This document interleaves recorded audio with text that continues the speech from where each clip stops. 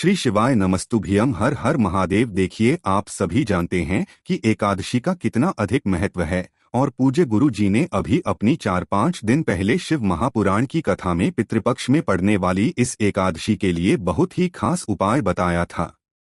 उन्होंने कहा था कि अगर आप इस एकादशी में काले तिल और गुड़ वाला ये विशेष उपाय करते हैं तो आपके पितृ आपसे प्रसन्न होंगे। साथ ही साथ भगवान लक्ष्मी नारायण की आपको कृपा प्राप्त होगी और हमारे सबसे प्रिय महादेव की भी कृपा ऊपर बनी रहेगी। अगर आप ये छोटा सा उपाय इस एकादशी में कर लेते हैं तो आपके जीवन का सारा दुर्भाग्य समाप्त हो जाता है, धन प्राप्ति के नए नए मार्ग बनते हैं, सारा कर्जा समाप्त होता है। और अगर जीवन में किसी भी प्रकार की अशांति है, बहुत ज्यादा लड़ाई झगड़ा हो रहा है, तो उन सब से हमें छुटकारा मिलता है। तो चलिए जानते हैं इस विशेष उपाय के बारे में। लेकिन उससे पहले एक प्रार्थना, अगर आप चैनल पर नए हैं तो कृपया चैनल को सब्सक्राइब अवश्य कर लें। देखिए, इस वीडियो में जो उपाय पाया जाएगा उनमें से कोई भी एक उपाय आप कर लीजिएगा। जो आपके लिए सरल हो और आसान हो उस उपाय को आप कर लीजिएगा। और गुरुजी द्वारा बताए गए ये 3 में से अगर कोई एक उपाय भी आप कर लेते हैं तो यकीन मानिएगा आपके जीवन की सारी समस्याएं समाप्त हो जाएंगी। चलिए बात करते हैं गुरुजी द्वारा बताए गए पहले खास उपाय के बारे में। लेकिन उससे पहले सामने स्क्रीन पर आपको एक प्रश्न दिखाया जा रहा है। इसमें आपको बताना है कि समुद्र मंथन के दौरान निकले हुए विष का पान किसने था, विष्णु जी ने या महादेव जी ने। इनमें से जो भी उत्तर सही हो वो आप कमेंट करके जरूर बताइएगा। चलिए आप पहले उपाय के बारे में जानते हैं। इस उपाय के लिए सबसे पहले आपको एक लोटा जल ले लेना है। लोटा आप तांबे का नहीं लेंगे बल्कि आप सिर्फ और सिर्फ इस स्टील का ही लोटा लेंगे और इस लोटे को आप पूरा जल से भर लीजिएगा। लेकिन जल आप अपनी किचन का ही इस्तेमाल करिएगा। आपके किचन में अगर रो लगा हुआ है या मटका रखा हुआ है या बाल्टी रखी हुई है, जो भी आपके किचन में रखा हुआ है वही आपको ये एक लोटा जल भर लेना है। फिर इसी के साथ आपको इस लोटे में मिला लेना है 1 चम्मच या 2 चम्मच या आधा चम्मच कच्चा दूध। कच्चा शुद्ध दूध आपको इस लोटे में मिला लेना है और साथ ही साथ आपको ले लेना है 11 चावल के दाने। अब ये सारी सामग्री लेकर आपको सबसे पहले पहुंच जाना है किसी भी पीपल के वृक्ष के नीचे। देखिए, आप पहले पीपल के वृक्ष के नीचे जाएंगे, फिर उसके बाद आपको शिवालय जाना है, यानी शिवलिंग के पास जाना है। पहले पीपल के वृक्ष के नीचे देखिए, पीपल के पहुंचकर सबसे पहले आप एक काम करिएगा। 11 काले तिल के दाने डालते हुए आप 11 बार ओम नमो भगवते वासुदेवा इस मंत्र का स्मरण कर लीजिएगा। फिर अगर आपके पास एक गुड़ का टुकड़ा है तो उसको भी डाल लीजिएगा। क्योंकि मंगलवार के दिन इस पितृपक्ष में एकादशी की तिथि पड़ रही है, इसलिए अगर आपके पास गुड़ का टुकड़ा मिल जाता है तो आप उसको भी मिला लीजिएगा। मंगलवार के दिन अगर लाल रंग की सामग्री हम लोग शिवलिंग में समर्पित करते हैं तो इससे महादेव हमसे अति शीघ्र प्रसन्न हो, इसलिए आपको एक टुकड़ा गुड़ का इसमें अवश्य ही मिला लेना है। अब ये एक लोटा जल आपका तैयार हो गया। अब इस एक लोटे जल को आप आधा इस पीपल के वृक्ष में समर्पित कर दीजिए और 11 बार ओम नमो और ओम पितृ इन दोनों मंत्र का 11-11 बार स्मरण कर लीजिए। फिर इसके बाद आधा लोटा जल जो आपके पास बचा है उसको लेकर आप पहुंच जाएंगे शिवालय। अब ये जल आपको शिवलिंग के ऊपर धीरे धीरे समर्पित करते जाना है और लगातार पुराण के मूल मंत्र श्री शिवाय नमः या फिर ओम नमः शिवाय इन दोनों में से किसी भी एक मंत्र का कम से कम 11 बार स्मरण कर लेना है। पूज्य गुरुजी ने कहा, फिर इसके बाद अगर लोटे में काले तिल के दाने बचे रहते हैं तो उसको आप निकालकर अपने हाथ से शिवलिंग के ऊपर समर्पित कर दीजिएगा। गुरुजी कहते हैं कि जब भी काले तिल के दाने शिवलिंग में स्पर्श करते हैं, शिवलिंग में समर्पित होते हैं, तो ये हमारे जीवन के संकटों को समाप्त करते हैं। हमारे जीवन में अगर छोटी मोटी बीमारी है तो हमें निजात मिलती है, और अगर किसी भी प्रकार से संबंधित धन की समस्या हमारे जीवन में चल रही है तो वो भी महादेव की कृपा से और भगवान लक्ष्मी नारायण की कृपा से समाप्त होती है। साथ ही साथ हमारे पितृ भी इस उपाय से अत्यधिक प्रसन्न होते हैं। बस आपको ध्यान रखना है कि ये उपाय आप शाम को सूर्यास्त के पहले ही कर लेंगे। सूर्यास्त के बाद आपको ये उपाय नहीं करना है। अगर सूर्यास्त के बाद आप इस उपाय को करना चाहते हैं तो फिर आप पीपल में जल मत समर्पित करिएगा, आप पूरा जल शिवलिंग के समर्पित कर दीजिएगा।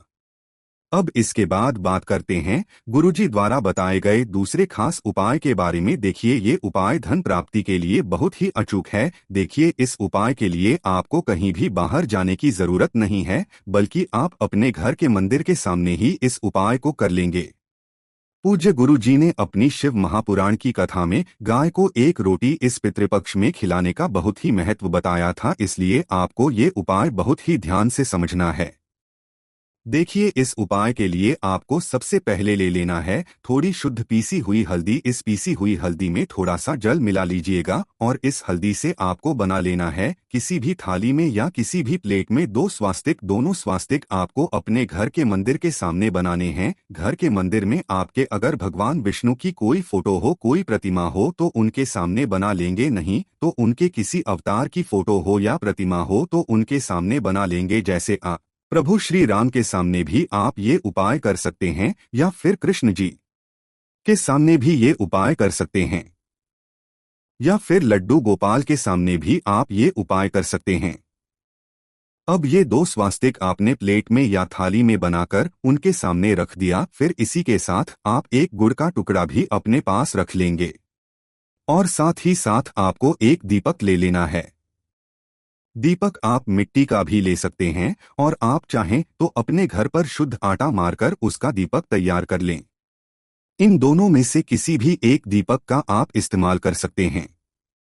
इस दीपक में आपको घी का इस्तेमाल करना है और लंबी रुई की का प्रयोग करना है, क्योंकि आप ये उपाय धन प्राप्ति के लिए कर रहे हैं, इसलिए आप लंबी रुई की बत्ती का ही प्रयोग करिएगा। देखिए, ये दो स्वास्तिक बनाने के बाद अब आपको भगवान विष्णु के सामने जो गुड़ का टुकड़ा आप लेकर गए हैं, उस गुड़ के टुकड़े को भोग स्वरूप भगवान विष्णु को समर्पित कर दीजिएगा। और साथ ही साथ आप ध्यान रखिएगा कि आप एक तुलसी जी का पत्ता भी जरूर लगाइएगा, क्योंकि भगवान हरि को तुलसी जी के पत्ते के बिना कोई भी भोग स्वीकार नहीं होता है। क्योंकि आप एकादशी के दिन ये उपाय रहे हैं और एकादशी के दिन आप तुलसी जी की पत्तियां नहीं तोड़ेंगे, इसलिए तुलसी के पौधे के नीचे जो तुलसी माता की पत्तियां पड़ी हुई हैं, उनको आप भोग स्वरूप ले आकर उसका इस्तेमाल कर सकते हैं। या फिर आपके घर में जो तुलसी जी की पड़ी हुई है, तुलसी जी जब सूख जाती है तो उनसे टूटने लगती है, झरने लगती है, तो उसका भी आप भोग स्वरूप इस्तेमाल कर सकते हैं। अब ये गुड़ का टुकड़ा और तुलसी जी की एक पत्तियां भोग स्वरूप अर्पित कर दीजिएगा। उसके बाद ये जो दीपक है, इस दीपक को आप प्रज्वलित दीजिएगा। दीपक प्रज्वलित करने के बाद आप वहीं पर बैठकर कम से कम 11 बार या 21 बार या 51 बार या 108 बार, जितनी बार भी आपके पास टाइम हो उतनी बार आप ओम नमो इस मंत्र का स्मरण कर लीजिएगा। फिर उसके बाद आपने जो दो स्वास्तिक बनाए हैं, उन दोनों स्वास्तिक के ऊपर एक एक गुड़ का टुकड़ा रख दीजिएगा। और फिर सबसे आखिर में आपको ले लेना है एक रोटी। एक रोटी आपने जो ली है, उस रोटी में आप ये दोनों स्वास्तिक लगा लीजिएगा और ये गुन कर रख लीजिएगा। यानी आपने जो हल्दी से दोनों स्वास्तिक बनाए हैं, उस स्वास्तिक को इस हल्दी में पूरा अच्छे से लपेट लीजिएगा। दोनों स्वास्तिक को हल्दी में लपेट लीजिएगा, यानी अच्छे से साफ करके इस रोटी में ले लीजिएगा और दोनों गुड़ के टुकड़ों को ले लीजिएगा। अब ये रोटी आपको इसी पितृपक्ष में पड़ने वाली एकादशी के दिन गाय माता को खिला देनी है।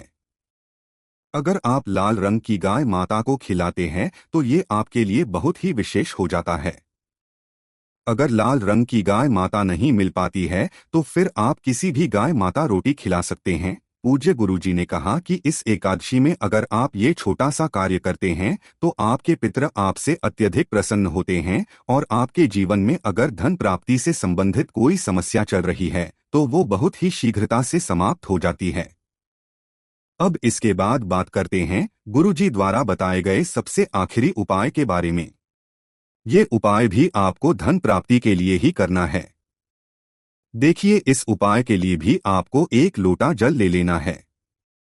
लोटा आप तांबे का ले लीजिएगा और जल आप अपने किचन से ले लीजिए। फिर इसी के साथ आपको ले लेना है लाल चंदन। लाल चंदन सूखा है तो सूखा ले लीजिए और अगर लकड़ी के फॉर्म में है तो उसको घिसकर थोड़ा सा ले लीजिए। फिर सबसे आखिर में आपको ले लेना है एक लौंग। लौंग आप फूल वाली ही लीजिएगा।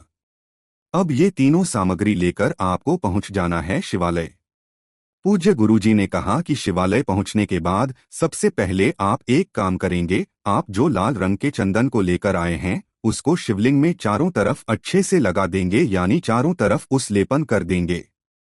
शिवलिंग में अच्छी तरह से ये लाल रंग के पाउडर का लेपन करते हुए आप लगातार वटकेश्वर महादेव का स्मरण कर लीजिएगा। कौन से महादेव का? वटकेश्वर महादेव। फिर इसके बाद आपने जो लौंग ली है उस लौंग को इस एक लोटे जल में डाल लीजिए और वटकेश्वर महादेव का स्मरण करते हुए शिवलिंग के ऊपर ये पूरा जल धीरे धीरे समर्पित कर दीजिए। जल समर्पित करते हुए आप कम से कम 11 बार वटकेश्वर महादेव का स्मरण जरूर कर लीजिएगा। गुरुजी ने कहा कि इस पक्ष में पड़ने वाली एकादशी के दिन इस उपाय को अगर आप सुबह करना चाहते हैं तो सुबह कर लीजिए और शाम को करना चाहते हैं तो शाम को कर लीजिए। जब भी आपके पास टाइम हो तब आप शिवालय पहुंचकर इस उपाय को कर लीजिए।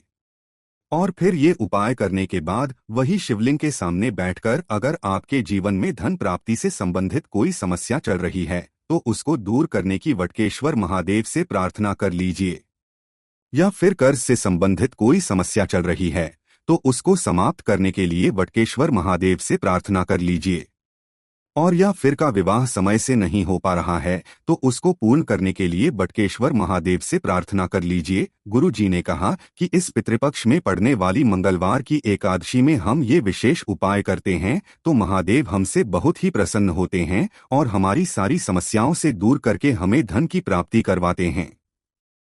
तो दोस्तों, ये थे पूज्य गुरु जी द्वारा बताए गए 2 बहुत ही खास उपाय। अगर आपको जानकारी अच्छी लगी हो तो वीडियो लाइक करिएगा। मिलते हैं फिर एक नए वीडियो के साथ। ओम नमः शिवाय। हर हर महादेव। जय शिव शंभू।